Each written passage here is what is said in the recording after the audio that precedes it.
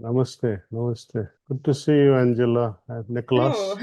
Hi, Wonderful very pleased to meet you. to begin by introducing Nicholas, Managing Director of Terra Nuova, which in Italian means New Earth. We are very happy to have a role in bringing heartfulness to Italy through a book. There's a vast literature on chakras, but this book is somewhat different, brings something new. So what brought you to write this book? Well, Nick, one fundamental thing in any field, be it science or art or even cooking, half knowledge is very bad. You need complete picture of anything, and especially so when it comes to spirituality. I mean, it's not a one-time understanding, but it's incremental understanding at various stages of my personal experiences and growth. So I thought, why not share my experiences and others, and especially that of my masters. We talk frequently about change, the importance of changing. There are parallel between this kind of change and the spiritual change. Well, when you talk of ecology and Mother Earth, and when we talk about pollution, so to me, the root cause is the thought pollution behind all kinds of pollution. And now, how are you going to regulate the thought pollution unless you have the ability to regulate your mind? So how do we create a balance between the necessity for an effort and also the necessity to sometimes to let go to certain levels of reality? I am a man who believes in action. Effort is always required until, paradoxically speaking, it becomes effortless. My question is, are there still witch hunts around? And how can we bypass prejudice towards even such a simple word as meditation? Even calling it meditation can sometimes be an obstacle. I like to say ignore them.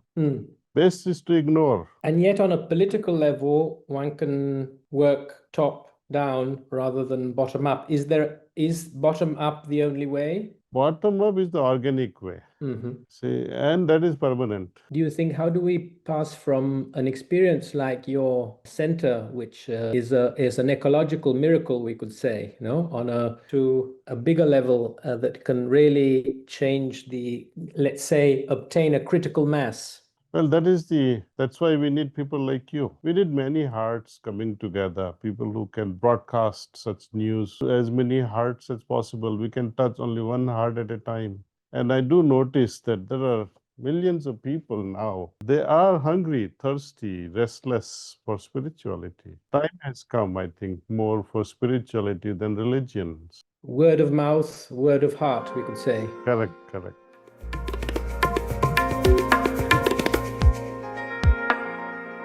So it's very simple, I think. It's very simple.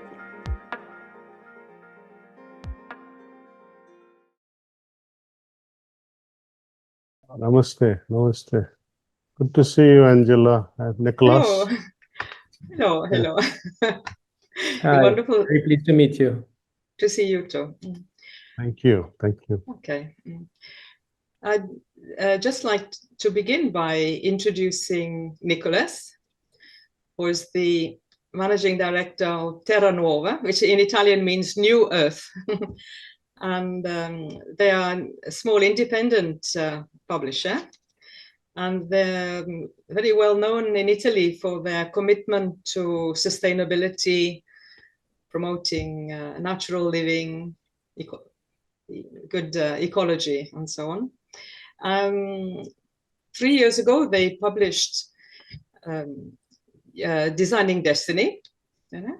And just recently, they've now taken the plunge again, the second time, and they've just published Anatomia Spirituale, spiritual anatomy in Italian. And yes, we didn't manage to get a copy to you before the interview. I'd just like to say that we have always really enjoyed working with them. And we've appreciated the fact that I think that they have a real interest in heartfulness, and I think a growing curiosity about what we're doing as well. So anyway. Lovely. Thank you, Nick. Thank you, Daaji. We are very happy to have a role in bringing Heartfulness to Italy through a book. A book I see was always as a bit of a message in a bottle that takes its flow and gets to people. And paper gets also bypasses algorithms that sometimes are a bit difficult Yes. to buy. So let us start with a question on the book and how you came about writing it. I mean, there's a vast literature on chakras, but this book is somewhat different, brings something new. So what brought you to write this book and to write something about chakras? Well, Nick, one fundamental thing in any field, be it science or art or even cooking, half knowledge is very bad.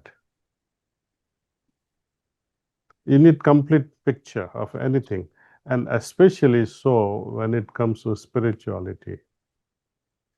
Spirituality, though it's an infinite field of understanding and experiencing, what I have read so far before I stumble upon these experiential sessions with heartfulness, we read only about 7 chakras, out of which 3 chakras, which are below the heart chakra, they belong to the animal kingdom, which is common amongst cats and dogs and elephants and whatnot. So, what makes so special? Humanity, the awakening of humanity, it begins with the heart. That separates us in a very distinct way. And going beyond that, the play of what we call duality of qualities. I understood it very well sometime. I mean, it's not a one-time understanding, but it's incremental understanding at various stages of my personal experiences and growth.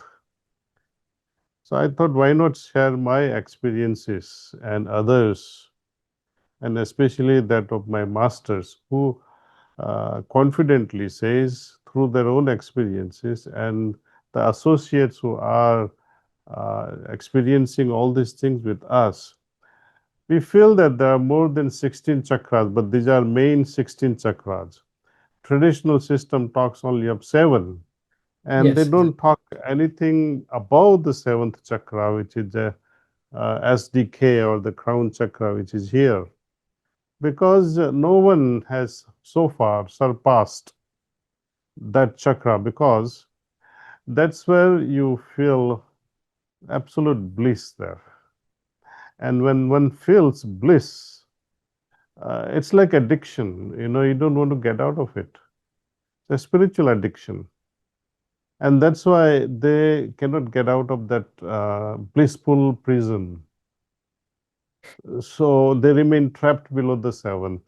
There is much more one needs to experience. And that's what my take is, that let's share this knowledge, and not just knowledge, but help people experience what really happens at each chakra. And this somehow, that importance of sharing strongly arose in my heart sometime in 2016. And even between 2 chakras, there are infinite chakras. So things get really complicated. And if you become more and more sensitive and alert, you can feel the nuances even at the sub chakra levels. So that's what my purpose was, that why not share this knowledge, and not just knowledge, but make people experience it so that they don't have to read books after that. But Daaji, what is a chakra exactly? Because we talk a lot about it, and sometimes we don't really know what we're talking about. Okay. Chakras, to me, they are like the energy whirlpools. Chakra is Hindi or Sanskrit word meaning a wheel, round wheel. Also, it means dynamic chakra means something that rotates, something that is not static. Okay, what is the difference between a person whose chakras are awakened and a person whose chakras are not awakened? Okay, the speed of chakras will make all the difference. The one that moves and one that remains static. Person with static chakras will be more arrogant, whose consciousness will be very limited and static, unwilling to change. But whose chakras are always dynamic, they are willing to change, they are flexible, they are ready to adapt. So this is the big difference between awakened chakras and not so awakened chakras. Some are absolutely dormant. In some cases, it is flexible, but not that flexible. And in many cases, who practice this heartfulness meditation, they become extremely flexible and accommodating. It's curious that we, in our magazine, we talk frequently about change, the importance of changing in our context, changing towards a more sustainable way of living. So my question is there a parallel between this kind of change and the spiritual change? Well, when you talk of ecology and Mother Earth, and when we talk about pollution, how we are spoiling, polluting the environment at a soil level, at water level, at air level. There's a pollution at multiple external levels. The root of all these pollutions, they are all immersed, they all emanate because of the thought pollution. You see, and a person who can regulate his thoughts will surely be able to regulate his tendencies, his habits, his value system. And they will not be as prone to pollute the external environment. Not only that, they will not pollute their inner environment also. And so they are the individuals who keep the balance in the universe going, see. So to me, the root cause is the thought pollution behind all kinds of pollution. And now, how are you going to regulate the thought pollution? Unless you have the ability to regulate your mind. And regulation of the mind is possible when you meditate and have some unique experiences so that you will like to meditate more and more, so that you can change from inside in an incremental way, so that your consciousness become more and more refined. See, when many people, they come to such levels, it will create a vibratory impact in the society in a very natural way, you see. Now, when we talk of chakras, and when these chakras are also, it's sometimes described as a full bloom flower, the flower that has bloomed, right, opened up. Now, what was it before it bloomed? It was a bud. Now, when you like a rose flower and touching a bud and say, oh, I would like this bud to open up now, and you try to forcefully open, you'll destroy it. So, this chakras also, through the regular practice of meditation, slowly it blooms.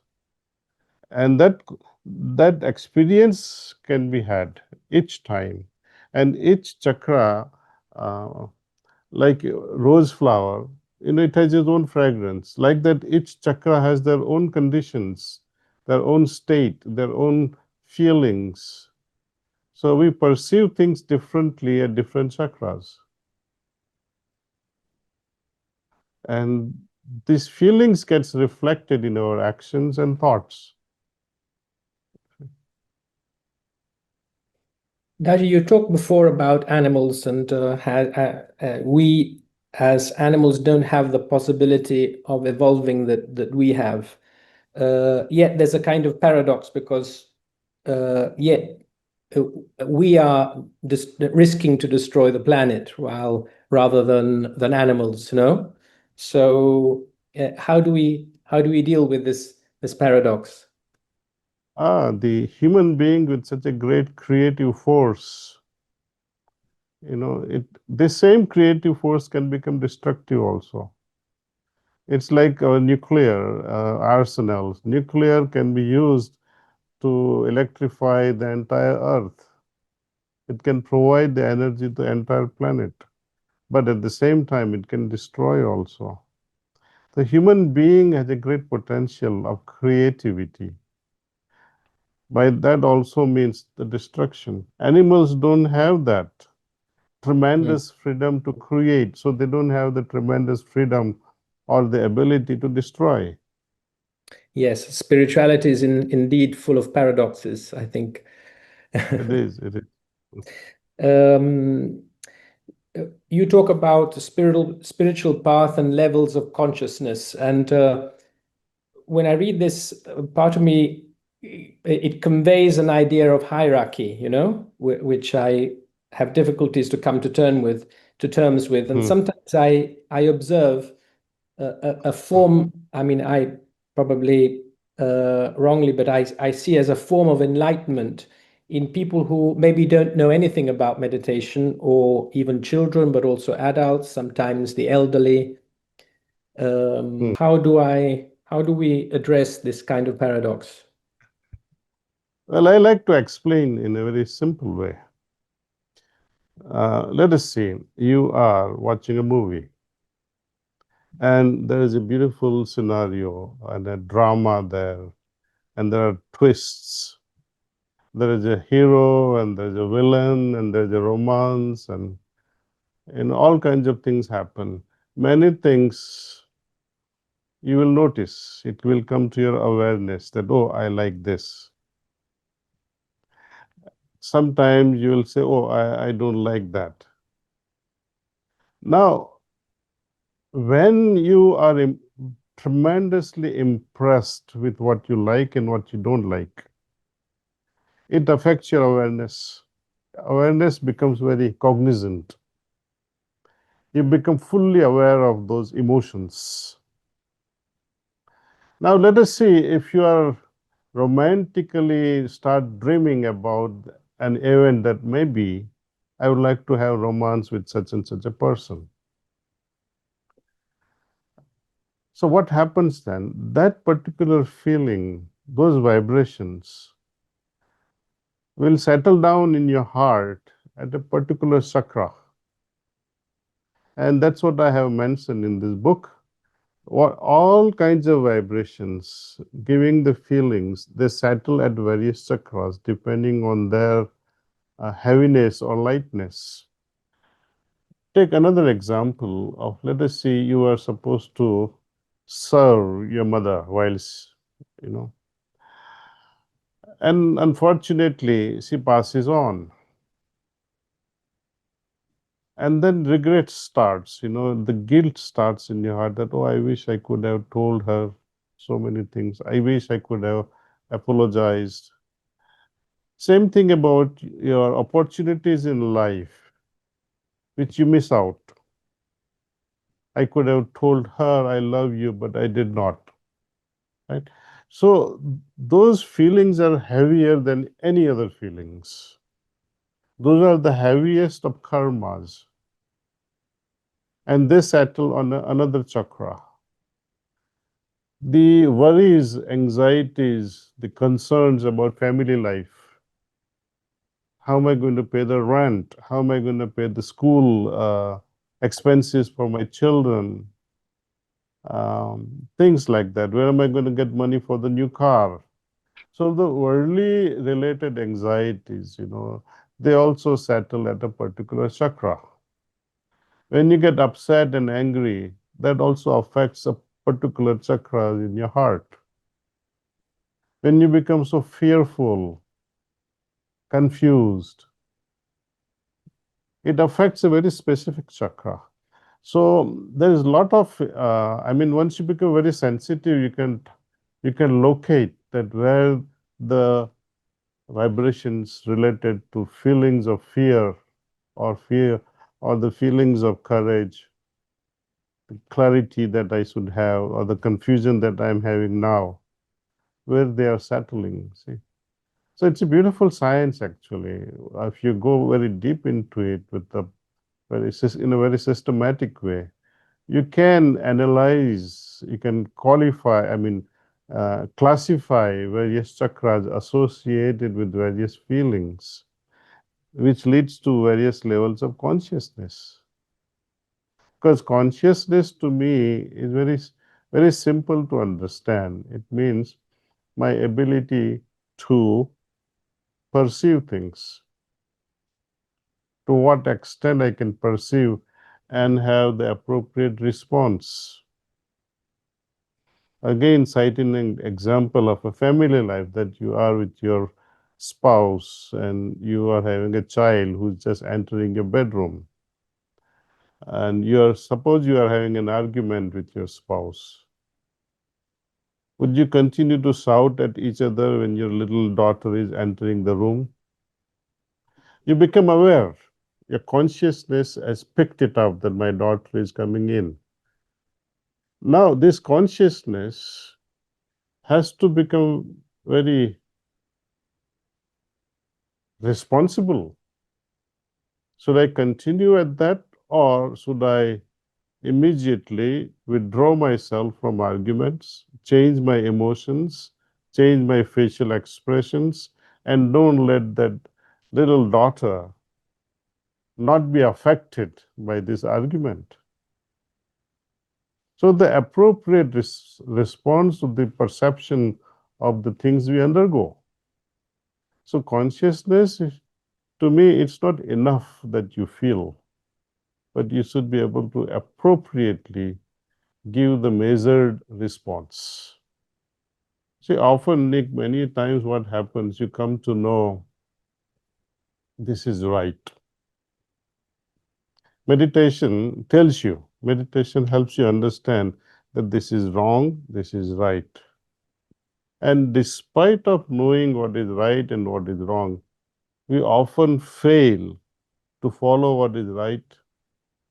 And also, we somehow ignore our association with the things which is not conducive for my evolution. So you need more and more clarity and more courage to follow what is right. See? And all this develops through trial and error. So you're not going to become perfect human being overnight. It's a slow and steady evolutionary process. And you need a certain degree of effort, and maybe human beings are not very happy with effort. Although, on the other hand, we seem to put great effort sometimes in the wrong direction. So it's not that we. So how do we create a balance between the necessity for an effort and also the necessity to sometimes to let go, to abandon oneself to certain levels of reality? I am a man who believes in action. Effort is always required until, paradoxically speaking, it becomes effortless. Isn't it? In the beginning, when we learn how to ride a bicycle or teach our children how to ride a bicycle, we teach them in the beginning and we get the training wheels, we support them. Eventually, they begin to ride on their own. And so masterfully. Take another example. driving a car. When you learn how to drive a car, you don't know where the accelerator is, where the brake is, where the clutch is. You adjust the side windows, rear windows, And mirrors, it becomes automatic. Mm-hmm. and it becomes just automatic. You don't know, it just simply happens. Mm-hmm. So meditation in the beginning can be an effort, but this system, it's so simple. It is even, I would say, simpler than riding a bicycle. What is really required is your interest. Are you really interested in becoming better person? Then it will happen, you see. You have to get up with your nonsense. I mean, you get to get fed up of your nonsense. Are you really fed up enough to change yourself? Then Sometimes, go ahead. sometimes we are trapped by some form of prejudice. For example, I mean, there is a lot of prejudice towards subtle energy in general. You know, in Italy, we've had a senator talking about biodynamic agriculture as witchcraft. And that's an example of that. So my question is, are there still witch hunts around? And how can we bypass prejudice towards even such a simple word as meditation? Even calling it meditation can sometimes be an obstacle. I like to say ignore them. Hmm. Best is to ignore. You see, there are many politicians with such a bad attitude towards the world, and we witness them every single day. Best is to ignore. We cannot change them. We have to adapt around their nonsense. And yet, on a political level, one can work top down rather than bottom up. Is bottom up the only way? Bottom up is the organic way. Mm-hmm. See, and that is permanent. When you bring things from top down, it creates a lot of problems also. And it is very difficult to sustain. And also, it brings a lot of stress and unrest. Like communist countries, it's top bottom. Uh, Nowadays, even democratic countries are pseudo democratic countries. They are not truly democratic countries.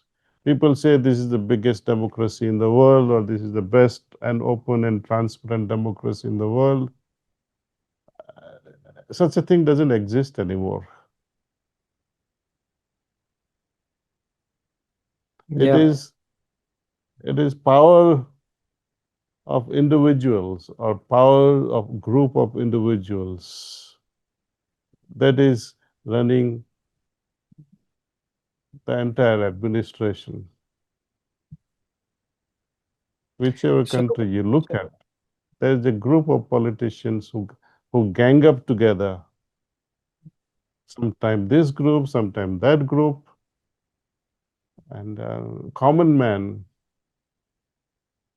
suffers. so you think that there's no hope in politics per se, or can there be potentially hope in politics? Politics can also be bottom up, I theoretically. do agree. I Mm. do agree. But whenever I meet young people Mm-hmm. and I say, why don't you enter into politics? Because good-hearted people, if they enter into politics, they can make a big difference. Mm. But somehow this idea doesn't sink in their heart. They say, oh, it is meant only for politicians. And I'm not such a political person. Politics has been associated with so many negativity that people with good wisdom, they are not being attracted. But if you don't get pulled into it, Mm. you are allowing the countries to be ruled by unworthy politicians. So good people should come forward and say, okay, I like to make a difference. They may not get elected in the beginning, but slowly, eventually, in one or two election cycles, they will begin to dominate each country. So good people must come forward, see. Youngsters especially, idealists.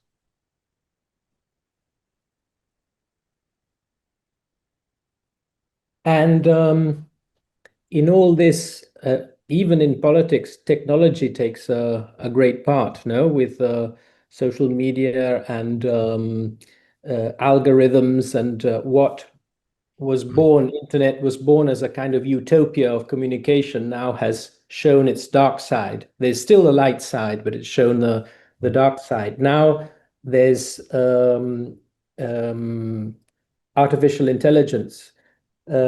How does this interact with a spiritual path in a positive or negative way? Well, recently I saw a movie in India. The theme is everyone has their normal. Based on your prejudice or based on your clarity. You can have a normal of what gentlemanliness is. You can have your own normal of who loves God. Things like that. But reality is always one. Normal can be set by the society, by social media. They say, oh, this is normal. LGBTQ to many people, it is normal. It depends who you are talking to, right? So the normal is defined by the public, social media, etc. But when it comes to politics and other many issues of life, when we refer it to our heart, when we put such proposals, the questions to your heart and seek answers, the heart will always give you one answer, what is real. It will not play politics with you.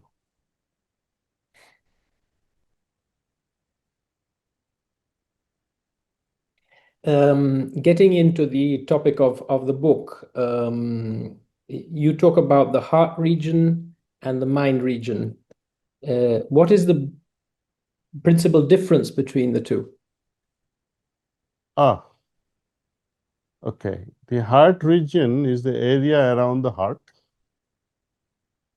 and it consists mainly the 5 chakras. Now, these 5 chakras are dominated by one quality. Rather, there is always an opposite. For example, when you are at the heart chakra, you feel contentment.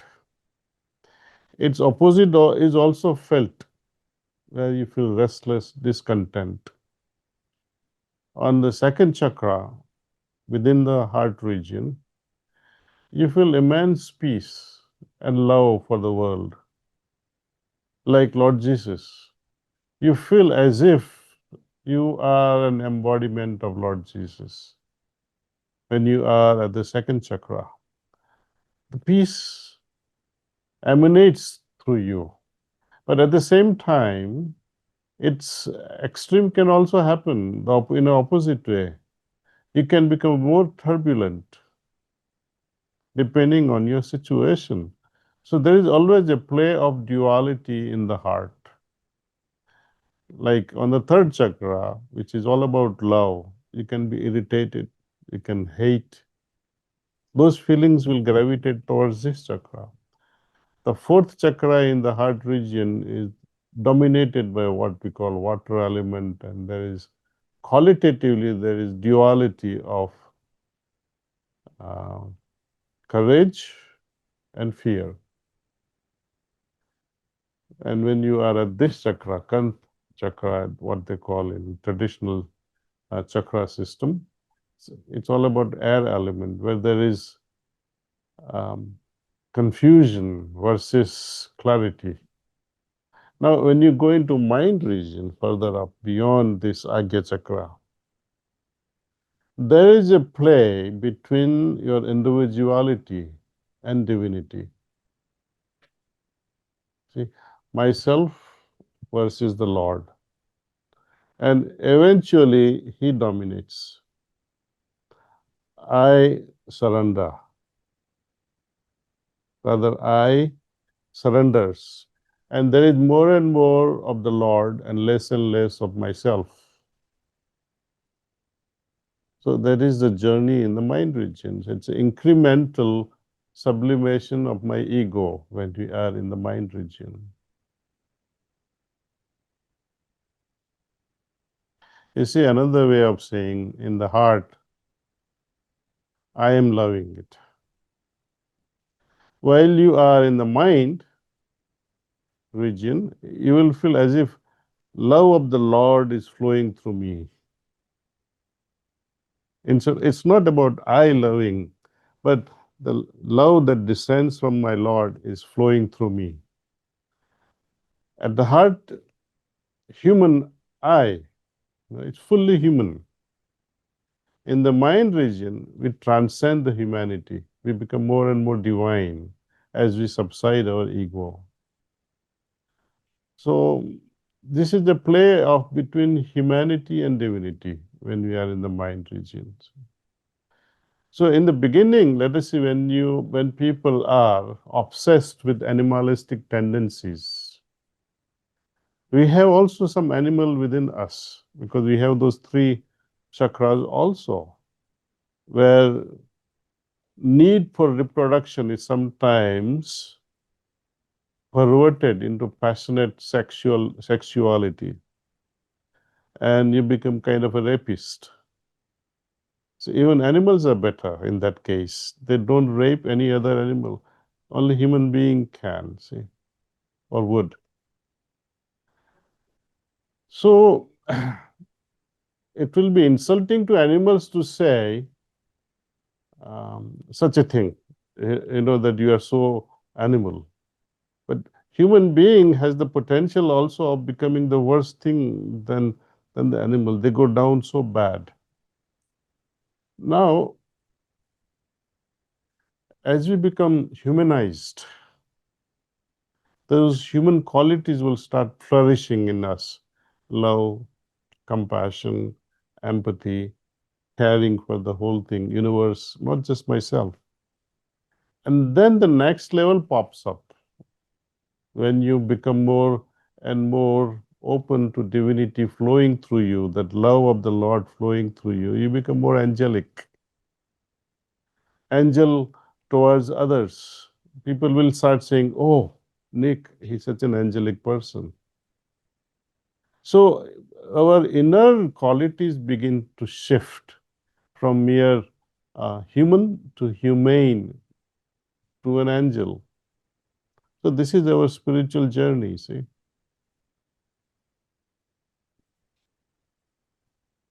And when one is on this spiritual journey, sometimes you have some experiences and you ask yourself, is this an illusion or is this authentic? Is this because Daaji is telling me that I will live this experience, or because the person next to me is saying so, or am I living it really? So my question is, how can we distinguish between a real spiritual experience and something created by our imagination? Well, when you encounter real experience, you will have no doubt whatsoever. It will be absolute verification. Your heart will say, this is it. There is nothing else to think about. You are your own. I put it generally like this, that you are the scientist. And your heart is your own laboratory. You are an experiment yourself. And you are the transformed product of that experiment. Only your heart can tell you whether this is an illusion or authentic. But question is correct. Sometimes we do get hallucinated that, oh, I'm such a saintly person. It's a good feeling anyway. Some illusions are good.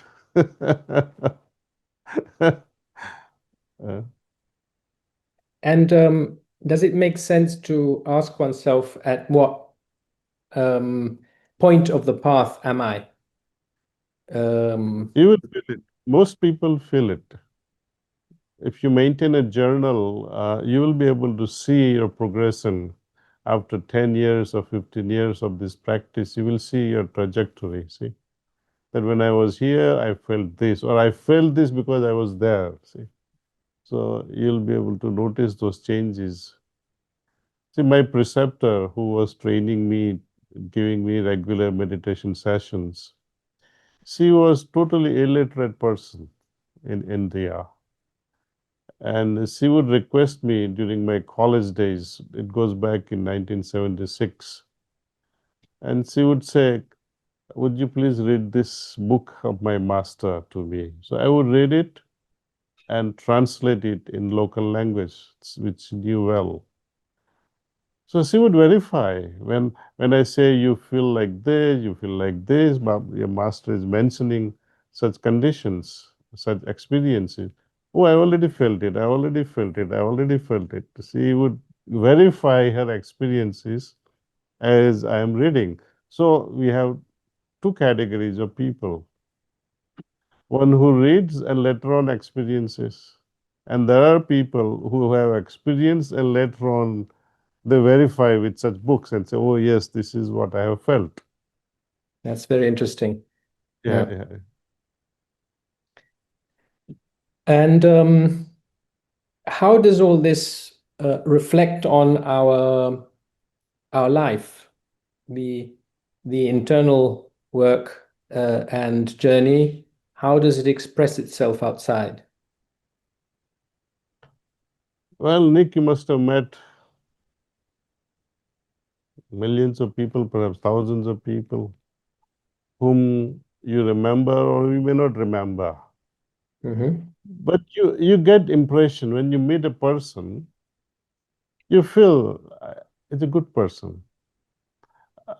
I wish we were friends. I wish I knew this person even more. There is some sort of affinity. And there are times you feel like running away from some individuals. There is no compatibility. When you meditate, your mind becomes so meditative. Your heart remains so peaceful. And who gets affected the most? Your own family. Your children will notice, oh, wow. They may not notice the presence of such beautiful environment, but they'll definitely notice when that environment is absent elsewhere. So they will be more prone to meditate. That, oh, my father meditates, and you see what happens around him. And when we meditate, we get clarity of situation in life. Total clarity comes. Especially, it gives us the guidance on what not to do. Even for 5 minutes, you close your eyes and pause and go inward and ask yourself, should I do this? Your heart will tell you. It becomes restless. And anything which you're about to do, and when you feel peace, love in your heart, that means it is meant for you. So meditation, somehow, it gives us signals. Often we get premonitions also that this may happen. Okay. You get new creative ideas also when you are in a deeper state of meditation. You will say, oh, I should do this. Maybe I should call this person. Maybe I should thank this person. There are some missing links which we generally miss out if we were not meditating. But through meditation, all these links gets completed, unfinished.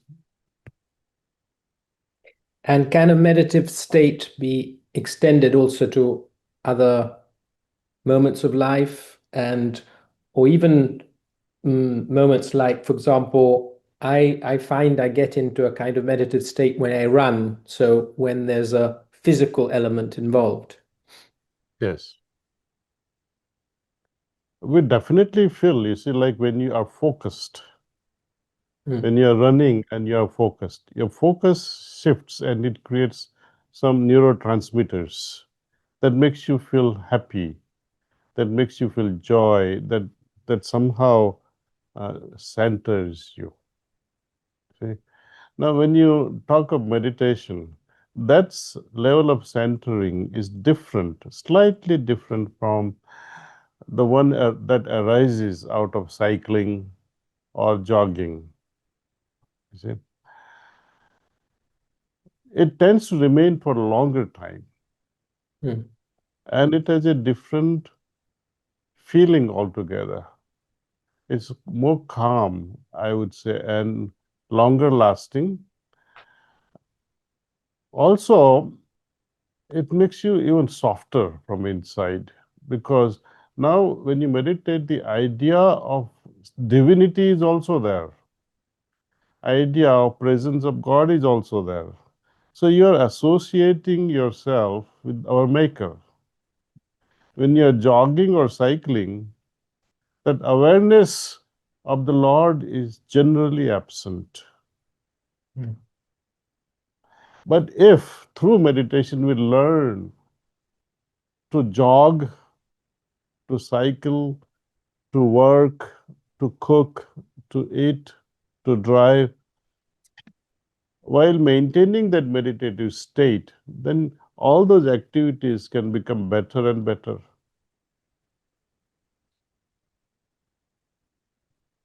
On the other hand, sometimes we're in moments in life when we are full of anxiety, fear, we are in let's say, the worst state possible. And so we badly need meditation, but either we don't know about it or it's very difficult to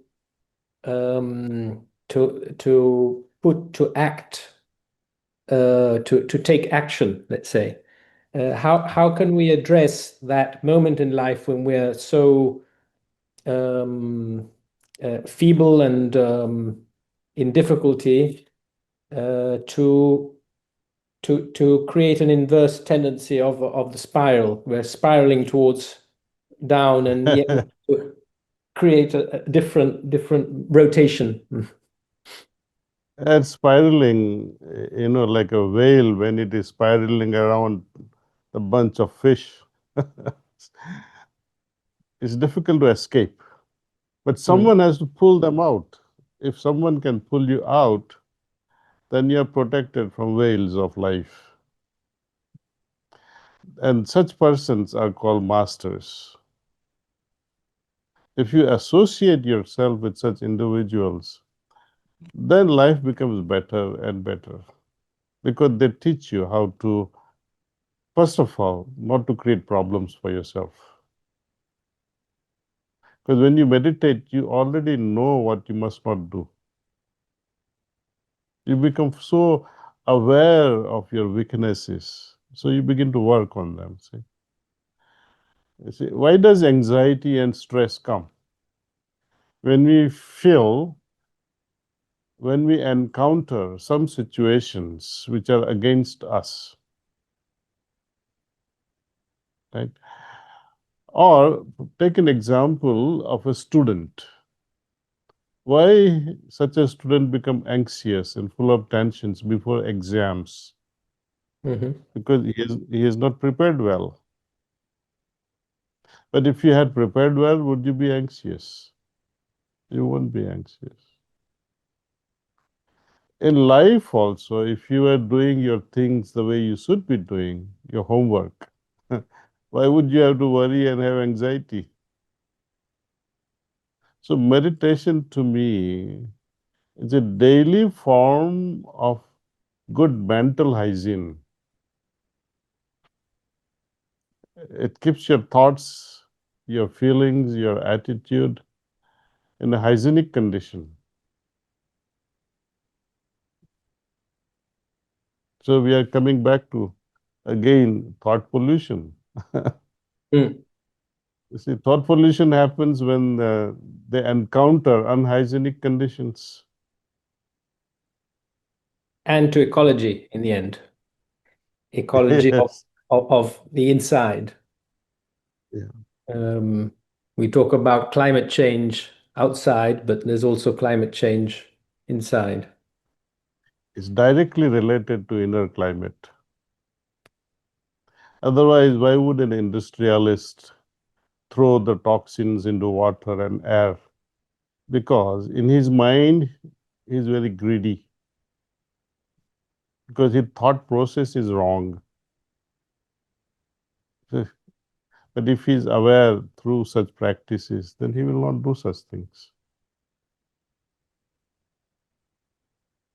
How do you think, how do we pass from an experience like your center, which is an ecological miracle, we could say, on a relatively small Yes. level, yeah?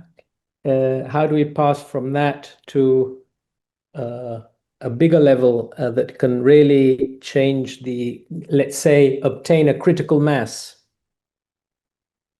Well, that's why we need people like you who can work, because we need many hearts coming together, people who can broadcast such news to as many hearts as possible. We can touch only one heart at a time.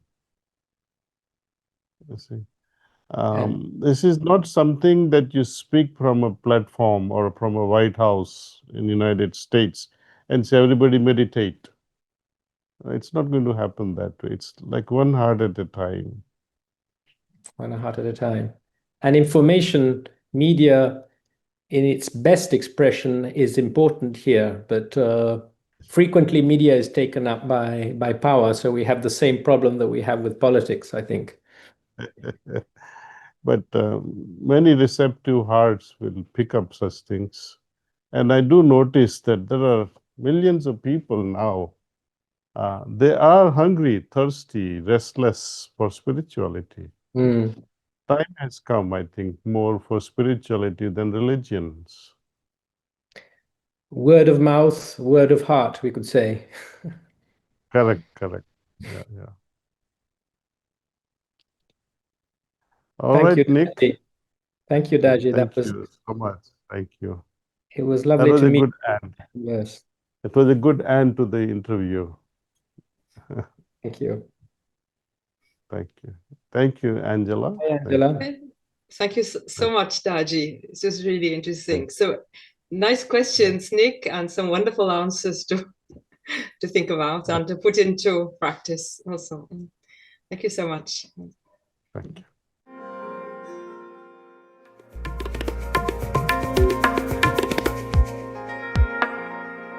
So it's very simple, I think. It's very simple.